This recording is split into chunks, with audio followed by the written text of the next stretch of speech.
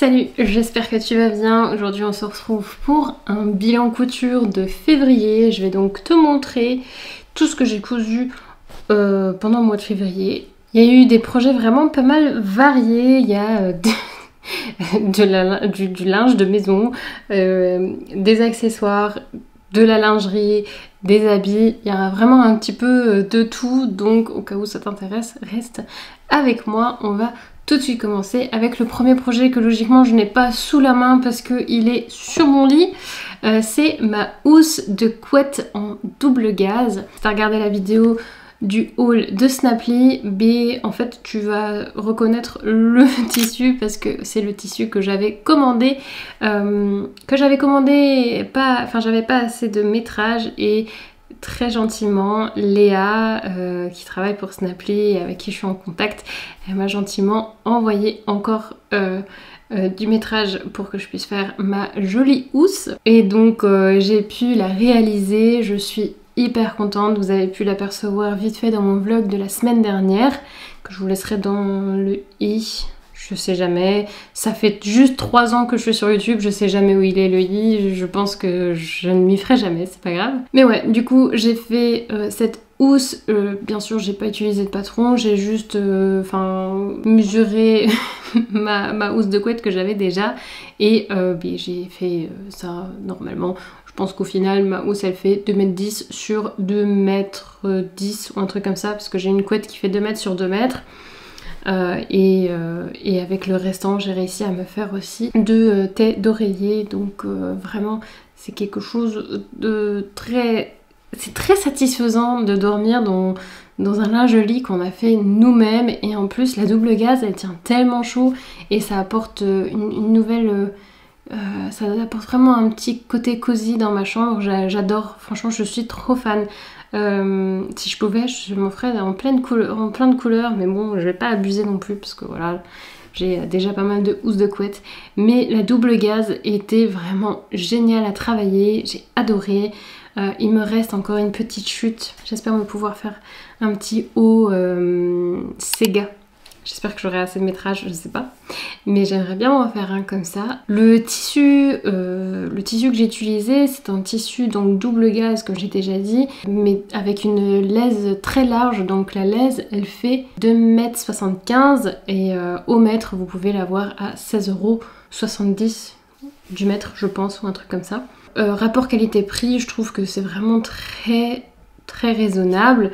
Bon, ça devient vite assez cher, c'est comme si on achetait en fait une housse de couette nous-mêmes dans le commerce, mais on peut la personnaliser un petit peu et tout. Moi j'ai rajouté des petits nœuds comme ça, je trouvais ça trop mignon, donc ouais, je suis vraiment très fan de cette petite housse.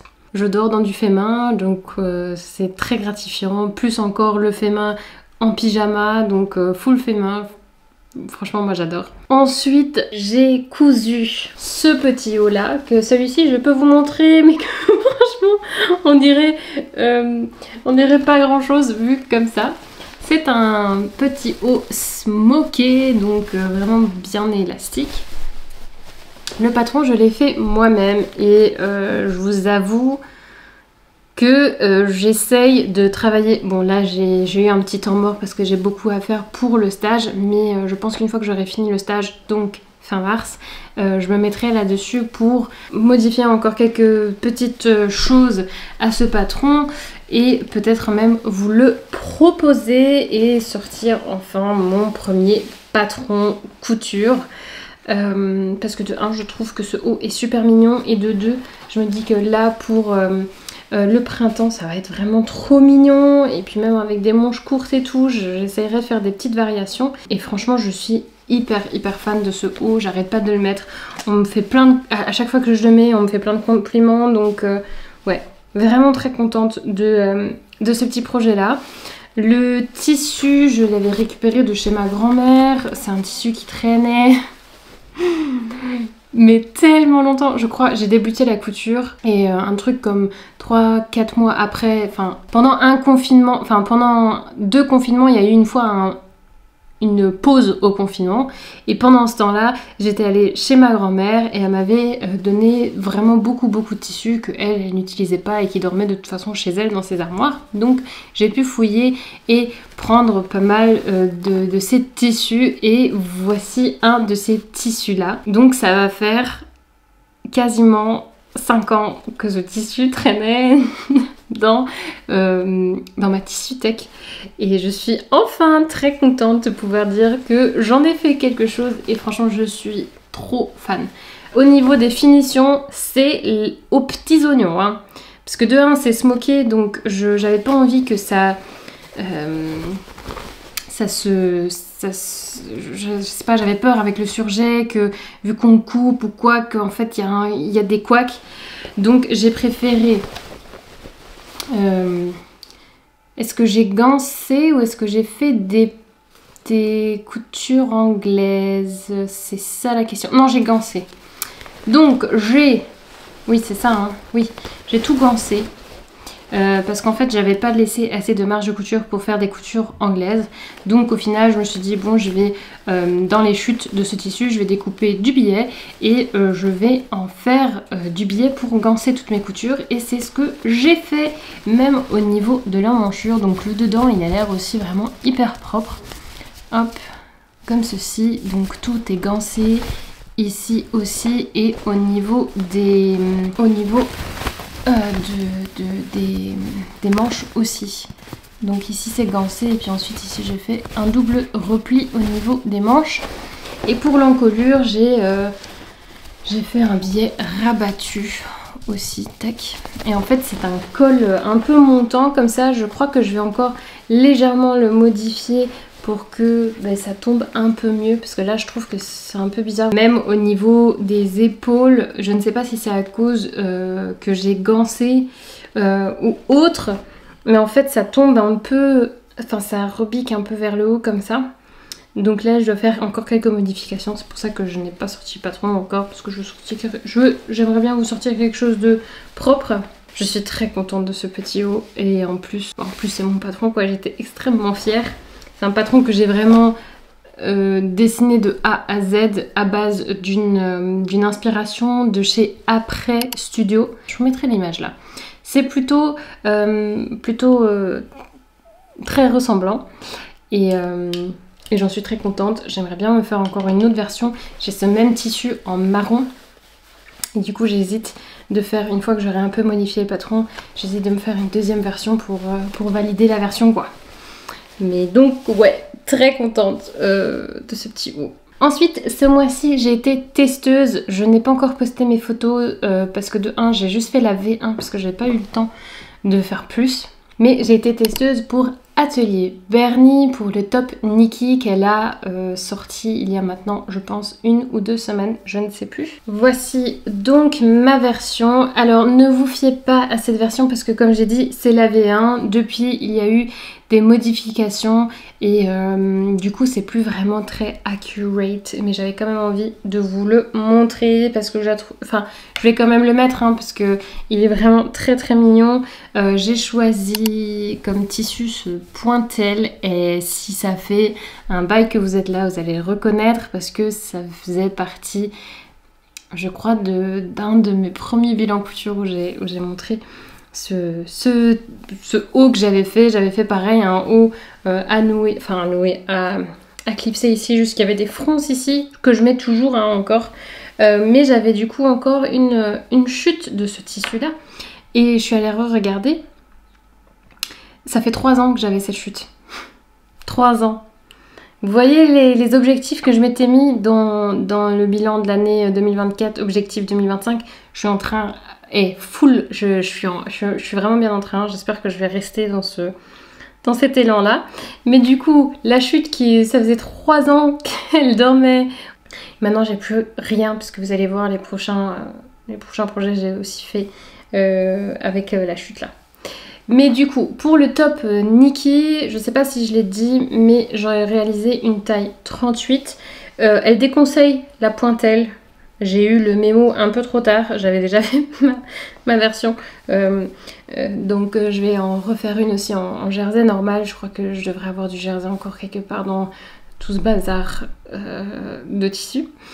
Et ouais, je trouve c'est un super projet, je l'adore, c'est hyper confortable. Moi j'ai fait la version courte, donc vous avez différentes variations. Vous avez une variation avec encolure carrée ronde comme ça, ou vraiment ras au cou, et version courte, version longue, et manche courte et manche longue aussi. Là j'ai fait la version longue. Tout se fait à la surjeteuse. Bien sûr, si vous avez juste une machine à coudre, ça marche aussi très bien. La finition du billet, bon moi, de l'encolure, moi c'est différent vu que j'ai une recouvreuse. J'ai pas besoin de galérer avec ma machine, et du coup l'encolure est beaucoup plus... comment on va dire, enfin ça m'aide beaucoup d'avoir une recouvreuse, parce que du coup ça va pas me merdouiller. Genre il n'y a pas de problème de bâillement, etc. Par contre, ce qu'on a remarqué entre les testeuses, c'est que si vous posez une bande de laminette, ça va vous plaquer votre encolure encore mieux. Donc au cas où vous faites ça à la machine, essayez ça dans tous les cas. Mais voilà, et ouais, voilà. Donc ici il y a une petite boutonnière. Moi j'ai choisi de poser des boutons jersey, enfin des pressions jersey plutôt, parce que je trouve, enfin même si les pressions jersey c'est pas une super qualité, je trouve que ça rend quand même, ça rend tout de suite un truc un petit peu plus mignon. Et je trouve qu'avec le pointel, les trucs en jersey, ça passe tellement bien. Donc ouais, j'ai préféré faire ça que de m'embêter à faire une vraie boutonnière. Et ouais, celui-là aussi, je l'ai mis déjà pas mal de fois, mais plutôt pour lounge à la maison, parce qu'en fait, vu que j'ai pas mis de laminette et que vu que c'est la V1, quand je me baisse, il y a tout qui se voit, et pour aller au boulot, c'est pas top. Mais pour les versions, enfin le patron qui est sorti maintenant, il n'y a plus du tout de soucis à ce niveau-là, donc faut pas s'en faire. Mais ouais. Vraiment très cute ce petit haut. Ensuite, bah du coup, je me suis dit que vu que j'avais encore des chutes, j'étais là genre non, je veux pas garder de chutes de ce tissu, je veux liquider au max les chutes que j'ai, les tissus qui dorment vraiment depuis très longtemps. Et du coup, je me suis de nouveau mise à la lingerie, sauf que cette fois, je n'ai pas utilisé de patron. Je me suis dit, je vais faire mes patrons moi-même. Ce qui a plutôt bien marché, je suis assez épatée. Donc je me suis fait un petit tanga pareil dans cette pointelle. Je ne sais pas si je vous mettrai des images. Surtout je vais sûrement vous montrer la bralette, mais moins ça, peut-être de devant, mais sûrement pas de derrière. J'espère que vous m'en voudrez pas. J'ai du coup utilisé la chute, et dedans j'ai mis encore une chute que j'avais de jersey de coton. Je n'avais malheureusement plus de noir ni de marron, donc j'ai pris du blanc, ça me dérange pas, et puis de devant ça ne se voit pas non plus, donc en vrai on s'en fout parce qu'il n'y a que moi qui vois dans ma culotte. Et pour l'élastique à picot, est-ce que ça va bien se voir parce qu'il est assez clair, hop, voilà. Donc pour l'élastique à picot, c'est un élastique à picot un peu saumon beige, ça va un peu dans le rosé quoi. Mais ça c'est un élastique que j'avais de chez Mercer Extra, pareil, que j'avais déjà depuis longtemps, parce que j'avais fait une fois une grosse commande de élastique à lingerie, etc. Fourniture de lingerie, et ça dormait aussi encore dans le stock, et du coup j'ai utilisé ça pour ça. Et pour aller avec, vu que j'avais encore quand même pas mal de chutes, je me suis fait une petite bralette qui... attention, est quand même un peu grande. En fait, j'ai pas fait attention parce que j'ai fait mon patron moi-même avec une bralette que j'avais déjà. Sauf que le retour de ce tissu n'est pas aussi bien que l'autre tissu que de la bralette originale, quoi. Et en plus, l'élasticité est moins aussi. Donc en fait, j'aurais dû faire mes pièces un peu moins longues.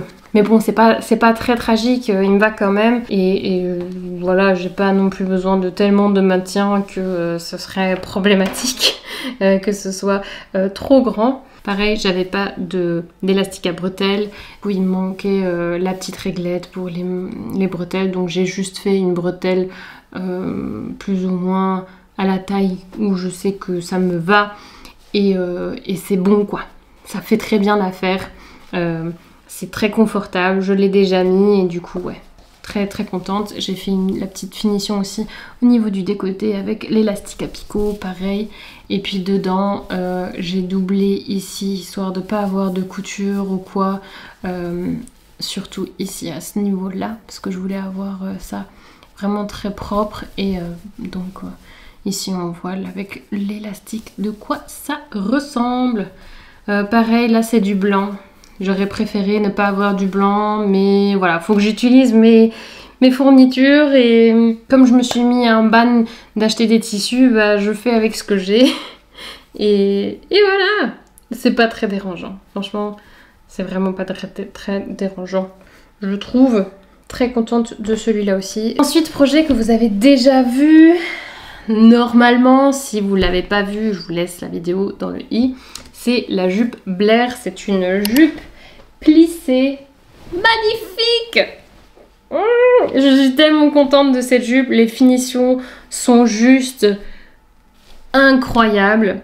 C'est le patron de chez Vicky Sauce. Du coup, je trouve que leurs patrons sont super bien pensés.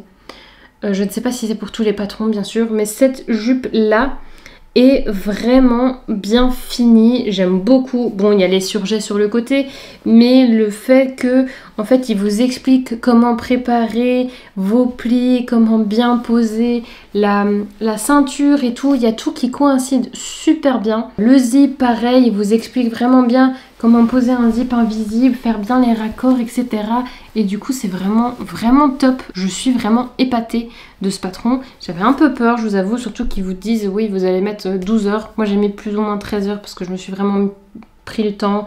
J'ai même utilisé ma presse en bois pour bien marquer les plis et tout. Donc, j'ai mis un petit peu plus longtemps et en plus, j'ai filmé à côté. Une jupe, je la trouve magnifique. J'avoue, j'aurais pu... Enfin, j'ai choisi... Vous savez, chez Vicky Sauce, on peut juste choisir une taille. Je trouve ça un peu nul, mais bon, c'est pas grave.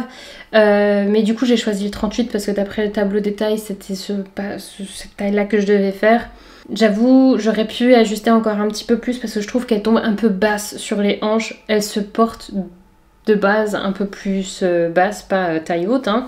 Mais je le trouve quand même un peu bas parce que quand je mets du coup un collant en dessous ou quoi, mais ça se voit sur le haut. Je suis pas super fan. Il y a aussi un patron intégré pour se faire des genres de culottes. Ils appellent ça briefs. Je savais pas qu'on disait briefs pour culottes. C'est plus des culottes pour hommes en plus normalement. Mais ouais, il y a un patron intégré pour ça. Je l'ai pas fait. Mais j'imagine que du coup c'est pour ça parce que on voit ce beau... Le beau contour, ça se voit aussi sur la photo de leur version à eux.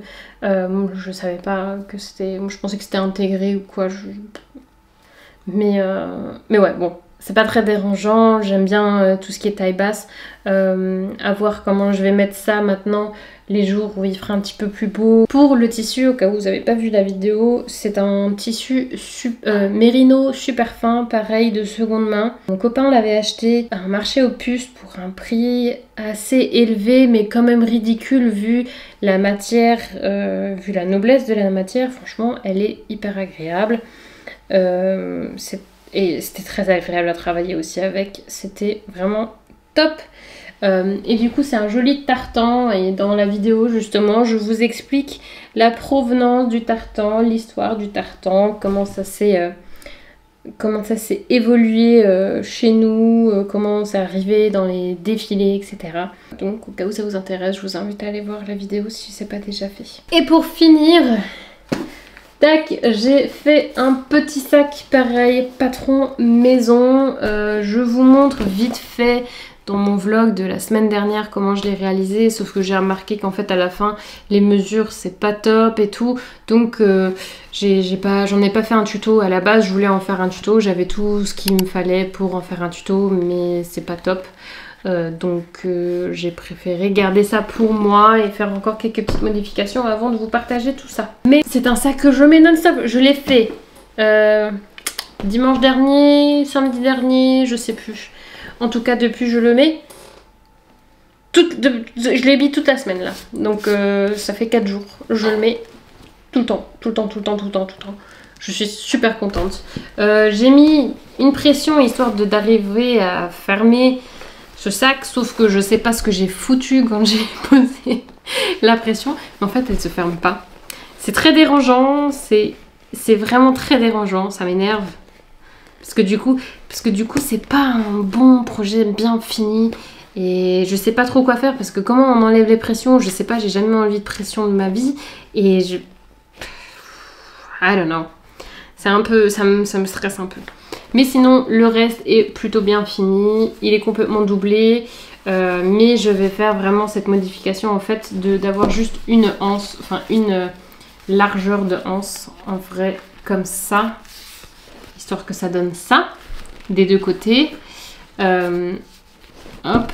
Et de juste avoir du coup le sac en bas comme ça. Et de rajouter un peu de longueur au niveau de la hanche. Même si il tombe bien, hein, mais je pense que ce serait légèrement plus confortable. Surtout quand il y a mon Mac dedans. Parce qu'en gros je transporte quand même beaucoup mon Mac. C'est doublé et j'ai même rajouté ma petite étiquette. Parce que c'est quelque chose que j'aime bien faire. Surtout sur les accessoires et tout ce qui est veste, etc.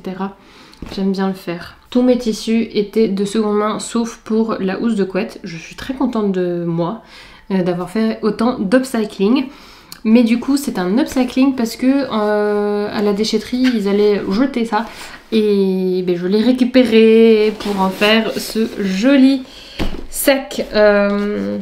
Donc ouais. Et c'est une matière vraiment très sympa, j'aime beaucoup. Il est très doux comme ça, je suis vraiment contente. Et c'est marron, donc c'est tout ce que j'aime. J'adore le marron, j'adore le kaki, comme vous pouvez le voir. C'est les couleurs que je porte, je pense, le plus. Et donc, ouais, très contente. Du coup, ça m'a coûté rien, ce projet-là. Comme tous les autres projets. Sauf le projet avec la chute, mais c'est comme de l'upcycling parce que c'est une chute qui dort déjà au moins depuis 4 ans. Et si à 4 ans, j'aurais jeté, ou 3 ans, j'aurais jeté la chute, ben, il se serait en train de polluer. Alors que là, j'en ai fait quelque chose de très joli. Donc je suis très contente de moi. Pour l'instant, le défi, on est bien dans le défi. Mais voilà, c'est tout pour cette vidéo.